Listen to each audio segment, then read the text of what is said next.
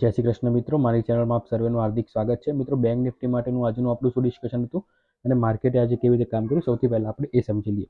મિત્રો, બેંક નિફ્ટીમાં આપણું clear discussion હતું કે જો માર્કેટ મોટું ગેપ ડાઉન ઓપન થાય છે, બિગ ગેપ ડાઉનના કેસમાં આપણે 30 મિનિટ વેઇટ કરવાનું મેં તમને કહ્યું હતું. જો તમે વિડીયો ધ્યાનથી સાંભળ્યો હશે તો છેલ્લે આપણું ગેપ ડાઉનનું ડિસ્કશન કર્યું હતું વિડીયોની આખરી મોમેન્ટમાં.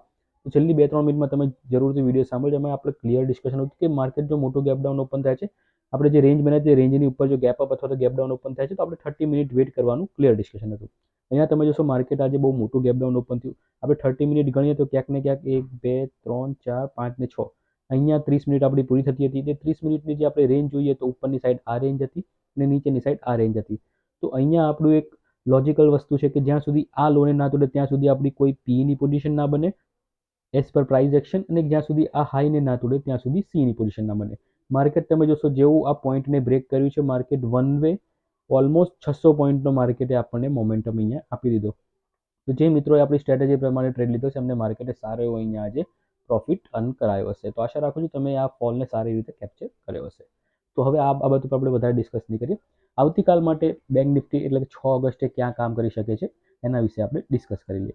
મિત્રો, બેંક નિફ્ટીનો એક વખત હું તમને વન ડેનો ચાર્ટ ચોક્કસથી બતાવવા માંગીશ કે વન ડેના બેઝ ઉપર માર્કેટ આટલું ગેપ ડાઉન ઓપન થયું છે તો હવે બેંક નિફ્ટીની શું સિચ્યુએશન છે અને હવે આગળ આપણે બેંક નિફ્ટીને ક્યાં જોઈ શકીએ છીએ તો આપણે એ સમજી લઈએ.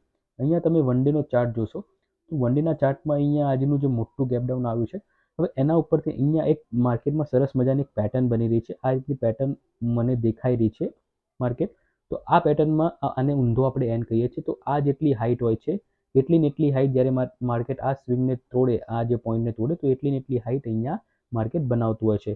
આ જે રેન્જ હોય છે એ જ રેન્જ અહીંયા આટલી માર્કેટ ડેવલપ કરતું હશે. તો આ પેટર્ન આ રીતે અહીંયા પૂરી થતી હોય છે.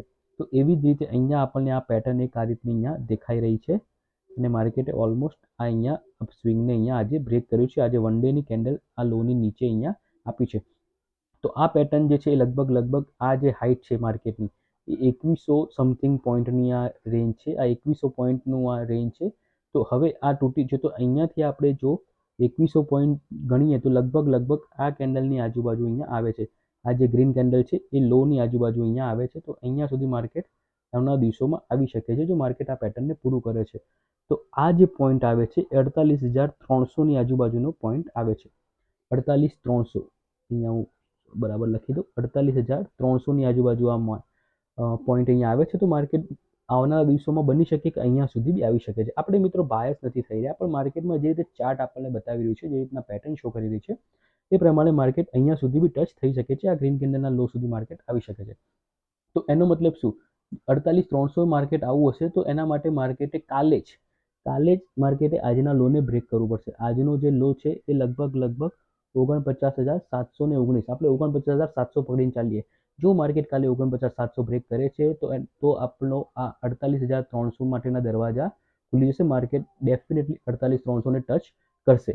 જો આ લો બ્રેક નથી થતો તો બની શકે કે માર્કેટ સ્લોલી એન્ડ સ્ટેડીલી અહીંયાથી રિકવરી આપી શકે છે, અથવા તો થોડી સમય અહીંયા માર્કેટ સ્પેન્ડ કરીને, પણ જ્યારે બી આ લો તોડશે તો જ 48,300 જશે. જ્યાં સુધી આ 49,700નો લો નહીં તૂટે ત્યાં સુધી આ માટેના દરવાજા નહીં ખુલે. એ તમારે મગજમાં ફિટ કરી લેવાનું છે.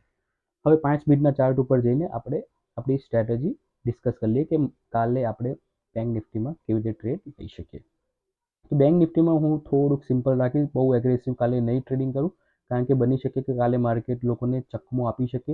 કારણ કે રિટેલ ટ્રેડરની સાયકોલોજી છે કે માર્કેટ આગલા દિવસે તૂટ્યું હોય તો નેક્સ્ટ ડે બી એની એક્સપેક્ટેશન એવી હોય છે અને માર્કેટ જે રીતે આજે તૂટ્યું છે માર્કેટ એવી જ રીતે અહીંયા એક આવી રીતના યુ શેપ રિકવરી માર્કેટ આપી દે તો બની શકે કે આપણે એસએલઇ થાય. તો આપણા માટે સૌથી બેસ્ટ વસ્તુ એ રહે, સૌથી પહેલા વસ્તુ કે કોઈ પણ સીની પોઝિશન આ જે પોઈન્ટ છે એની ઉપર માર્કેટ ના આવે ત્યાં સુધી આપણે લેવાનું નથી.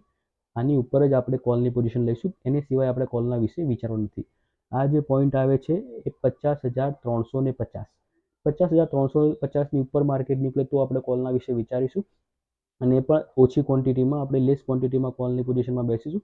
અને ઉપરની સાઈડ આપણે ટાર્ગેટ એક્સપેક્ટ કરી શકીએ છીએ એક 50,700, 51,000 સુધીના બી ટાર્ગેટ્સ આપણે જોઈ શકીએ છીએ. પણ લેસ ક્વોન્ટિટીમાં આપણે બેસીશું અને આપણું એસએલ 60 થી 70 પોઈન્ટનો એસએલ લેસ ક્વોન્ટિટીમાં આપણે એસએલ ટ્રેલ કરીને બેસી શકીએ છીએ. આ એક વસ્તુ થઈ ગઈ. પીની પોઝિશન એગ્રેસિવલી આપણે ફક્ત ને ફક્ત આ પોઈન્ટના તૂટવાના નીચે જ લઈશું. 49,700 જે મેં તમને કહ્યું 49,700ની નીચે માર્કેટ નીકળે છે તો આપણે પીની પોઝિશનમાં એગ્રેસિવલી બેસીશું. તો 48,300 આવનારા દિવસોમાં આપણને ટાર્ગેટ જોવા મળી શકે છે. પણ આપણે અહીંયા એવડા મોટા ટાર્ગેટ માટે નહીં બેસીએ. આપણે 1:2 1:3 આપણું જે રિસ્ક રિવોર્ડ હોય એ પ્રમાણે આપણે પ્રોફિટ લઈને અહીંયાથી નીકળી જઈશું. આ એક મેં તમને ઉપરનો વ્યૂ આપી દીધો. અહીંયા હું તમને કોઈ હવે શોર્ટ ટ્રેડ નહીં આપું. અહીંયા હું તમને ઈચ્છીશ કે માર્કેટ અહીંયા કાલે કોલની સાઈડ માર્કેટ ઉપરની સાઈડ આ લેવલ તોડે ને આપણે લેસ ક્વોન્ટિટીમાં સીમાં આપણે પ્રોફિટ અર્ન કરીએ. પીની સાઈડ માર્કેટમાં લોકો રાહ જોઈને બેઠા જશે, કારણ કે જેવું માર્કેટ આ તોડશે તો લોકો પીની પોઝિશનમાં વેઇટ કરીને બેઠા હશે, તો સારો એવો મોમેન્ટમ બી એક્સપેક્ટ કરી શકે. તો માર્કેટ હંમેશા એક્સપેક્ટેડ નથી કરતું. તો અહીંયા કાલે બની શકે કે માર્કેટ અહીંયા આવે પણ તોડે નહીં, અથવા તો 30-40 પોઈન્ટથી રિકવરી આપે. એટલા માટે આપણે 49,700ના લેવલને પકડીને ચાલી રહ્યા છે. સેકન્ડ વસ્તુ તમે એક કરી શકો, સી અને પીનું તો આપણું ડિસ્કશન થઈ ગયું. તો અહીંયા એક તમે ટ્રેન્ડ લાઇન બી તમે ડ્રો કરી શકો છો. આ રીતની તમે અહીંયા એક ટ્રેન્ડ લાઇન જો તમે મેળવશો તો આ રીતની 3 પોઈન્ટ આ રીતના અહીંયા મળે છે. તો માર્કેટ અહીંયા ક્યાંક ને ક્યાંક ફ્લેટ ઓપન થાય કે ગમે તે ઓપન થાય, ટ્રેન્ડ લાઇનની ઉપર જ ઓપન થાય છે. તો તમારે આપણું જે આ લેવલ નક્કી કર્યું 50,350, તો એની ઉપર નીકળે તો જ તમે સીની પોઝિશન લેજો.